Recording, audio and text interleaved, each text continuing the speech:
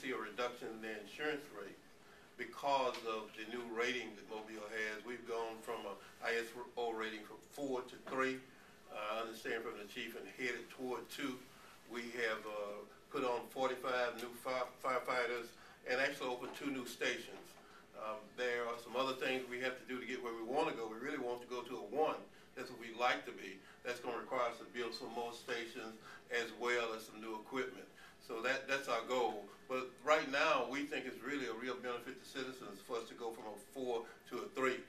When some of the jurisdiction is at a much higher level, as much as 9. The rating goes from 1 to 10. We're at a 3 right now, which we think is great for Mobile. And hopefully next year, we'd like to see us go to a 2. And that really makes a difference with insurance rates in many companies. Some companies use ISO rating to establish rates. Some don't use ISO rating to establish rates. But in any case, it's really a benefit to citizens. And what it shows is that our fire protection, our response, both for emergency medical service and fire, has improved over the last years. And we think it's really improving more and more. And most of that is due to the firefighters you see here and in the entire Mobile Fire Rescue Department and the fine job they've been doing. Chief.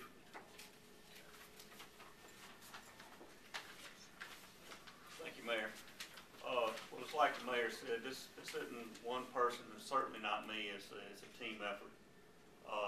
We've worked very hard over the last 2 years. When ISO came in after 25 years and we dropped down to a 4, we kind of took that personal and looked at the points where we could improve and pick up the points to get back down to a 3. And surprisingly, we almost got to a 2. We have more points than the city's ever had in its history.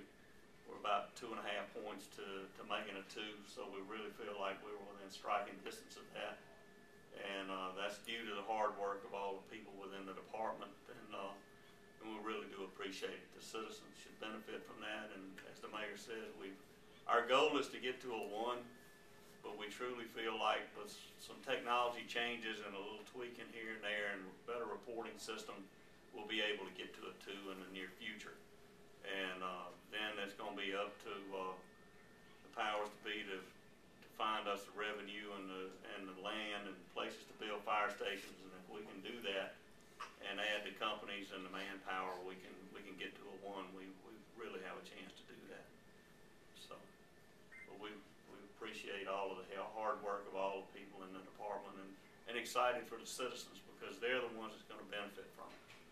And I would recommend that each individual contact their insurance agent to determine what type of savings they may get from this, because we don't have any way to do that, because each insurance company has their own way of determining what their rates are per the ISO class.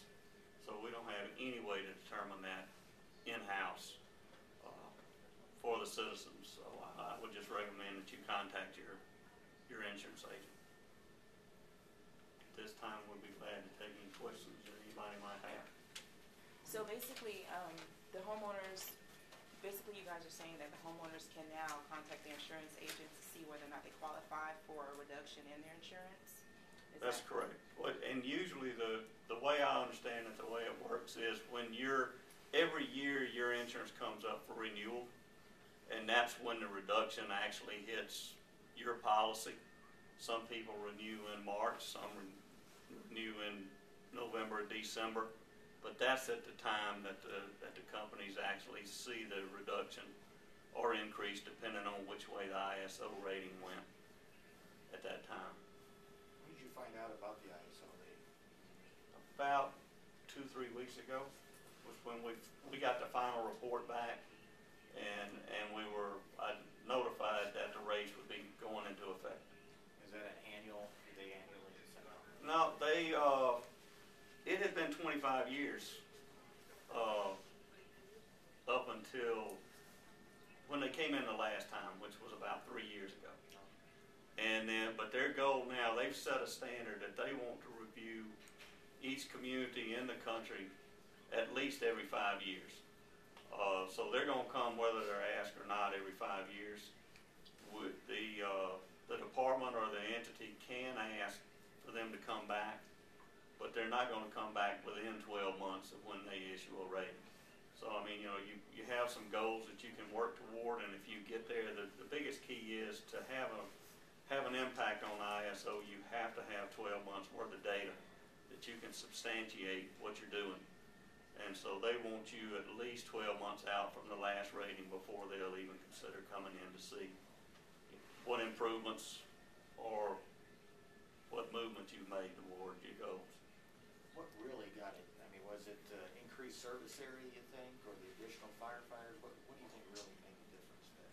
Well, it was a combination. I think the increase in the stations and the firefighters certainly made an impact, but our biggest places that we made a positive impact was at our communications center. We had some things in the works with our new communications system as well as our alerting system that was not in place 3 years ago. And it finished up about 2 years ago. And we picked up quite a few points in there. And 911 also put in a new telephone system. And that system actually tracks the time of the calls and how long the call, before the calls were transferred and all of that. And we didn't have it before. So we picked up points in communications. We picked up points in at the training center with our new records management system. And that's helped us a whole lot. So that was our two primary areas where we picked up 10 points in the system, right at 10 points. Mayor, I mean, you mentioned the goal is to get it down to 1, but at a time with tight budgets and hard to make expenditures to perhaps expand extra fire stations, what are you concerned that? Well, the fire station we built were at times with tight budgets, tighter than the ones that we have now. But, you know, we try to make provisions to do that through some federal grants, through some capital money that we try to set aside to make sure we rotate our equipment properly. But the large expenditure is really building stations. That's a pretty large expenditure. I like the prototypes that we have now. This station, as well as the one in Theodore, seem to work very, very well for us. That being the case, we'd like to kind of adopt the prototype that's in Theodore for the rest of our community stations. And I think we can actually build that station a lot more economically than we could if we went and got an architect to start all over again. So we're looking at those, and right now we're really trying to seek funding to try to build another station. Any particular location you guys got? There are several locations that's been identified. We just have to set which one is the priority. Is that something that you'll do this year? Or? It's something we'll do when we get the money. Do you know what can you release where some of those locations are? Yeah, we have our worst hole, if we call it a hole, for our response time is over around Cottage Hill Road and Montemar Drive, close to the interstate. It's over close to the malls, but it's on the west side of the interstate. And so somewhere in that area, if you could just pick a station up and drop it someplace, you had a piece of ground, that would be the place to put it and have the most impact on our delivery system today. Hillcrest and Cottage Hill Road, or around Demetropolis, somewhere in there is another location. University Boulevard and Cottage Hill. Over close to Hank Aaron Stadium is another location that we would be looking at to enhance our response reliabilities. And so, I mean, those are really our top 3. Trinity Gardens would probably be number 4. We've looked at some property over around First Avenue in Trinity Gardens. We haven't had a whole lot of success over there, but I would say that would be number 4. And then number 6 out on Hillcrest and Cottage Hill Road has a big area running down toward Theodore and out toward 3 Knots Road. And that area out there, there's a hole. So that would probably be the 5th location if we could find a spot out there to build a station that would really have an impact on all of the people that's living out there on that southwest side. So, I mean, those are pretty well our 5 locations that we've identified to the point right now that would have an impact on our response reliability with the stations that we have in place today. It's usually the range in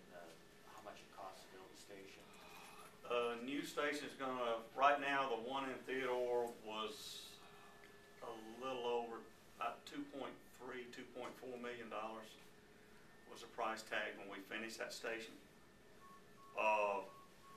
And that's a whole lot of money. An engine company today is about $475,000. We have 2 ladder trucks parked out front out here. They were $975,000 to $980,000 a piece. An ambulance, a brand new ambulance, is pushing $200,000 today. So I mean, you know, the equipment's expensive, but that's a one-time capital outlay that you can kind of plan for and pay for over time. But then you got to put the crews on them, and to staff one engine company is $1 million plus a year, and that's recurring cost. So when you add 15 firefighters to the contingent that we have now, that's $1 million for every 15 that you put on the payroll. And you know, so that's a recurring cost. That's going to be there every year. And hopefully as salaries go up, and then that has an impact on benefits. Benefits go up, so that number just continues to grow. So all of that has to be taken into account as we move forward. There are also some other stations that we'd like to replace. There are some stations that we would like to really upgrade because of their size, because of the limited space they have in terms of property. So there's some upgrading that has to be done as well as building new stations. And we're really looking at that. These stations really would just have to be demolished, and really a new station like the one in Theodore would have to replace them.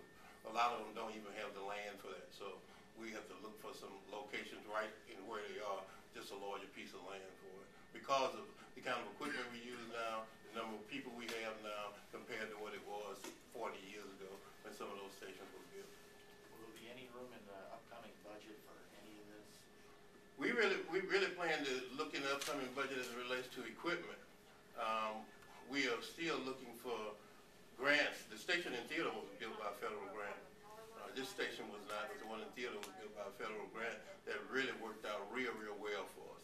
If we can get another one of those grants, I think we'll accomplish placing another station within the next year, all depending on how successful we are with grants.